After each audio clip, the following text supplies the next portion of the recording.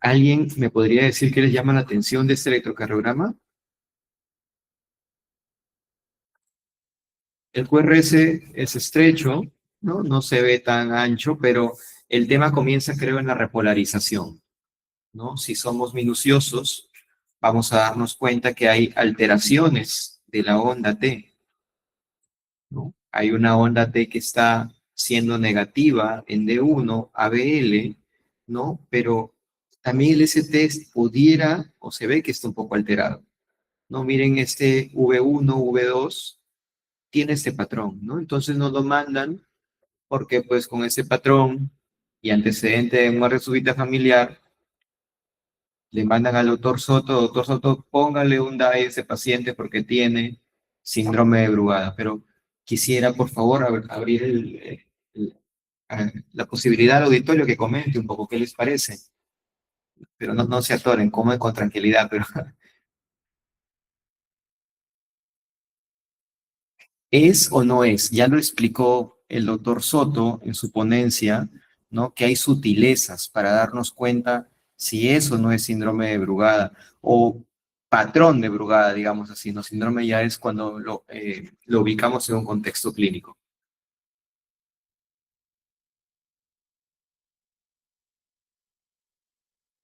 Una de las cosas que debe llamar la atención es que esta repolarización que no es del todo normal, no solamente está alterada en V1, V2, entonces también está alterada en, como lo mencioné, D1, ABL, V6, ¿no? V5 también tiene una T bifásica.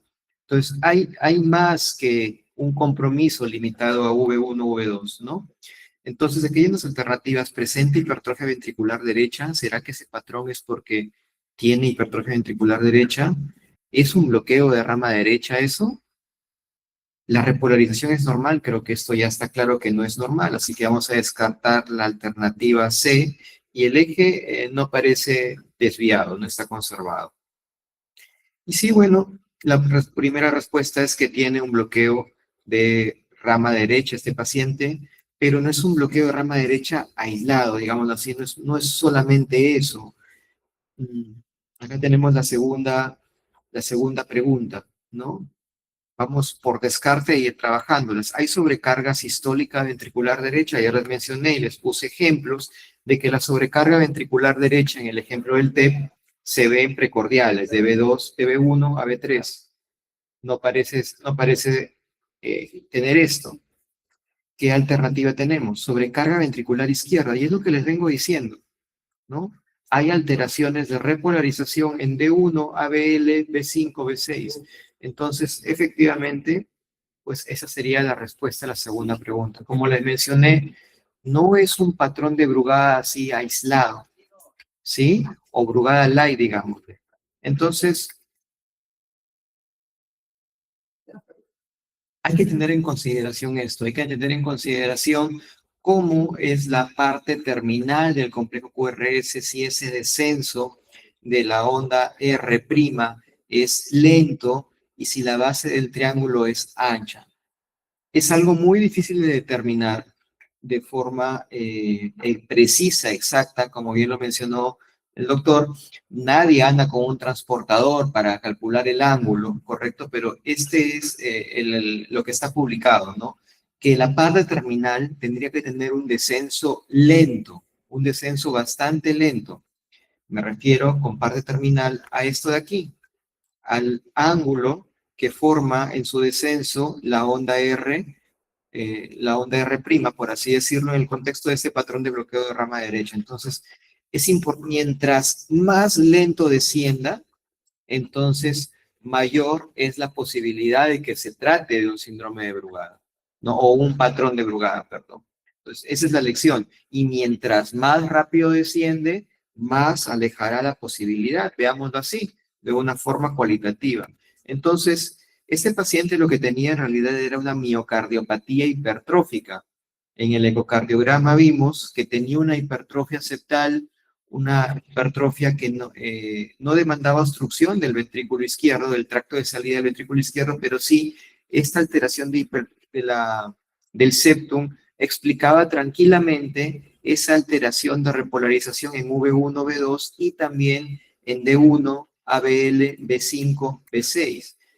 Y lo que está escrito es que si tenemos dudas de si es o no es un patrón de Brugada, es tomar derivaciones altas. Ayer con un grupo en el taller lo pudimos hacer. Derivaciones altas consiste en poner las derivadas desde el segundo espacio intercostal hasta el cuarto espacio intercostal. Hay varias formas en realidad.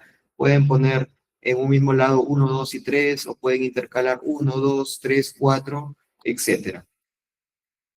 Entonces, si vemos el electro con detenimiento, esas son las derivadas altas. Voy a regresar primero al electrocardiograma de base de nuestro caso clínico.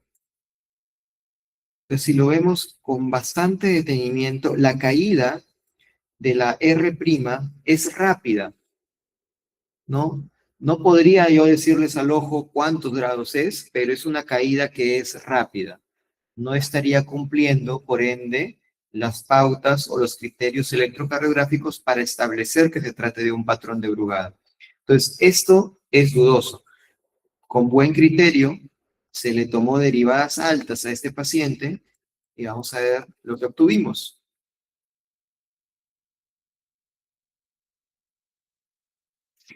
Aquí, vean, la derivada B1 ha sido colocada en el segundo espacio intercostal derecho, la de B2 en el segundo espacio intercostal izquierdo, la de B3 en el tercer espacio y así sucesivamente.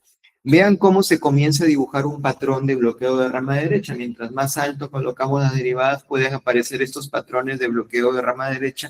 En un paciente que realmente no lo tiene, no significa que porque se dibujan derivadas altas, sí se le puede catalogar como un bloqueo de rama derecha. No. Vemos que la repolarización pues cambia, pero no hay una caída lenta de la parte terminal del complejo QRS. La caída siempre es rápida. Entonces, esta determinación cualitativa hace o aleja la posibilidad diagnóstica de que se trate de un patrón de Brugada. Uno me dirá, pero doctor, puede ser un tipo 2, test de desenmascarar el patrón con algún inhibidor del canal de sodio. Pero bueno, antes de hacer eso, tenemos que hacer un ecocardiograma. Ya el ecocardiograma que muestra esa cardiopatía estructural, creemos que es suficiente para hacer el diagnóstico de una miocardiopatía hipertrófica que tiene bastantes manifestaciones electrocardiográficas. Se altera la repolarización en varias derivadas, ¿no? Entonces, en conclusión, este electrocardiograma pertenece a un paciente con cardiomiopatía hipertrófica, más no con patrón de Brugada, pero puede generar algunas controversias en su momento, ¿no? Entonces, para eso está la imagen cardíaca para ayudarnos, para eso están las derivadas altas para ayudarnos. Y bueno, este paciente terminó colocándose un desfibrilador no por patrón de Brugada, sino porque tiene miocardiopatía hipertrófica con alto riesgo de muerte súbita de acuerdo a los scores que manejamos actualmente. Sobre todo, puntúa mucho lo que es el antecedente de muerte súbita familiar. No sé, Richard, ¿el caso un segundo caso? O, bueno, este es otro electrocardiograma de un paciente de 25 años, tiene síncope con palpitaciones, ¿no? Entonces, ya por ahí la presentación es un poquito aparatosa. El hecho que tenga un síncope precedido de palpitaciones habla que no es algo tan benigno. Y este electrocardiograma pues se encuentra bien tomado, bien calibrado, está en ritmo sinusal, frecuencia de 60, y llama la atención sobre todo la cara precordial, ¿no? Acá vemos las derivadas precordiales, como hay una especie de R' en la derivada V2, pero lo que más es llamativo es que presenta ondas T negativas en toda la cara anterior, todas las precordiales, de B1 a B6. No hay duda que todas son negativas. Y ya se dijo ayer, cuando hablamos del electrocardiograma en pediatría y en el electrocardiograma en un atleta, no es normal que un paciente tenga ondas T negativas más allá de B4, si es que es de raza negra, o los que no son de raza negra, hasta B2 se puede tolerar, B3 en algunas oportunidades. Entonces, esto de aquí no es normal. Tiene alteración de repolarización. Entonces, La duda que podría generar es, oye, ¿tiene un bloqueo o no tiene un bloqueo de rama derecha? ¿Qué será esta muesquita que vemos aquí en la derivada V2, en la parte terminal?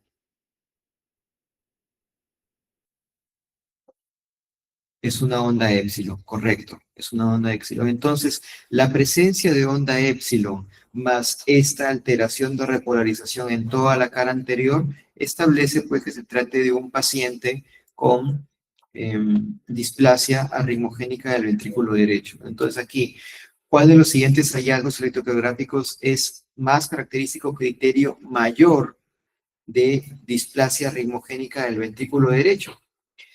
Hay varios criterios electrocardiográficos, hay varias formas de establecer el diagnóstico con criterios mayores y criterios menores, siendo la presencia de la onda épsilon en precordiales derechos, o sea, V1, V2, uno de los criterios mayores. Esto lo pueden revisar, se llaman los criterios de Padua, fueron actualizados el 2020, entonces uno hace una evaluación con una puntuación, con una serie de características tanto clínicas, imagenológicas, electrocardiográficas y, como no, el Holter de 24 horas. Aquí vemos la presencia de la onda épsilon en V2, ¿no? También se deja ver en V3 con esta onda T negativa. Esta onda T negativa. Esta es una imagen de este paciente. Vemos cómo las cavidades derechas están dilatadas, ¿no? Se ve que en comparación al ventrículo izquierdo, pues el ventrículo derecho tiene mucho más volumen. También la aurícula derecha está dilatada, ¿no? Es una enfermedad que compromete sobre todo cavidades derechas, pero también a veces hay extensión hacia cavidades izquierdas, ¿no? Es un electrocardiograma bien característico. En la práctica clínica, la verdad, no todos los pacientes tienen este patrón tan claro, tan llamativo, ¿no? Finalmente, un minuto más, para ya no quitar tanto tiempo, ese es un electrocardiograma de un paciente con síndrome de QT largo. Una de las cosas también que puede afectar es una frecuencia cardíaca inusualmente baja para la edad. Es una característica también de los pacientes con síndrome de QT largo. Vean, eso es de 12 años y está todo bradicárdico para esa edad. Entonces, una frecuencia inusualmente baja para la edad, con la presencia pues de esta onda T gigante de base amplia, inicio precoz, establece ya el diagnóstico de síndrome de QT largo, ¿no? Aquí está medido en 680, corregido sale 650 milisegundos. Recuerden siempre, D2, V5 son lo que más se emplea para medir el QT y debemos emplear usualmente la fórmula de Bassett. Ahora, en cuanto al cuadro clínico, vamos a reforzar lo que dijo el doctor Soto. Estos pacientes, miren este caso, esta niña fue vista por varios neurólogos, es un caso real, ¿eh? Ha sido vista por varios neurólogos de Lima, ¿no? Convulsiones refractarias, levetiracetam, fenitoína, ácido valproico, etcétera. Pero como convulsionaba mucho, bueno, hospitalizaron en UCI porque pues está convulsionando mucho. Y en UCI tuvo esto, otra convulsión. Y en el monitor hubo esto. Uno me dirá, bueno, doctor Cueva, pues como convulsionó se soltó un electrodo, ¿no? Y eso es un artefacto, porque convulsionó. Un paciente, sobre todo pacientes pediátricos, que tiene convulsiones, debe tener un electrocardiograma sí o sí. Debe ser evaluado con un electro. Es un mensaje importante, porque estas convulsiones en realidad podrían tratarse de crisis de Stock-Adams, que son los movimientos tónico-clónicos por hipoxia cerebral, porque presenta taquicardias malignas. Es una torsión de puntas secundaria a un QT largo, ¿no? Entonces, estamos en la obligación moral de todo paciente que convulsiona debe tener un electro. Esa niña no tenía ningún electro, no tenía ninguna evaluación por cardiopediatría o por cardiología, ¿no? Todo paciente que convulsiona debe ser enviado al cardiólogo para tomarle un electro. Bueno, si está bien, excelente, pero siempre debemos medir el intervalo QT, sobre todo si hay refractariedad de los fármacos antiepilépticos, creo que le estaban dando lo mejor y aún así, bueno, vimos que se trataba de un síndrome de QT largo.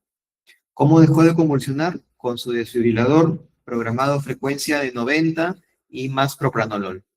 Así ya no está convulsionando, ¿no? Entonces, eso es un mensaje importante, ¿no? De los pacientes con sospecha de QT largo.